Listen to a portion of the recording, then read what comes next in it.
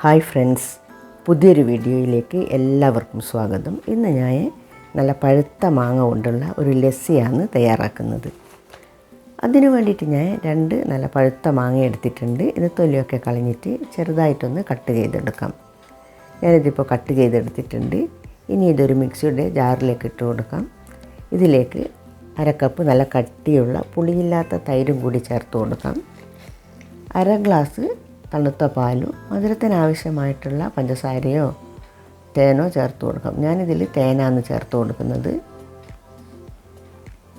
ഇനി ഇത് മാങ്ങ നന്നായിട്ട് അരഞ്ഞു വരുന്ന വിധത്തിൽ അടിച്ചെടുക്കണം. ഇതിപ്പോൾ അടിച്ചെടുത്തിട്ടുണ്ട്. ഇതിൻ്റെ കൺസിസ്റ്റൻസി ഒരുപാട് തിക്കും ഒരുപാട് ലൂസും അല്ല. ഞാനിതിലേക്ക് ചേർത്ത മാങ്ങയും പാലും തൈരും ഒക്കെ നന്നായിട്ട് തണുപ്പിച്ചിട്ടാണ് ചേർത്തത്. അല്ലെങ്കിൽ അടിച്ചെടുത്തതിന് ശേഷം ഫ്രിഡ്ജിൽ വെച്ചിട്ട് തണുപ്പിച്ചെടുത്താലും മതി. ഇനി ഇത് ഗ്ലാസ്സിലേക്ക് ഒഴിച്ചിട്ട് സെർവ് ചെയ്യാം. നല്ല ടേസ്റ്റി ആയിട്ടുള്ള മാംഗോ ലസ്സി റെഡി ആയിട്ടുണ്ട്. നിങ്ങൾക്ക് ഈ റെസിപ്പി ഇഷ്ടമായെന്ന് കരുതുന്നു. അടുത്തു തന്നെ നല്ലൊരു റെസിപ്പിയുമായി വീണ്ടും വരാം. Thank you.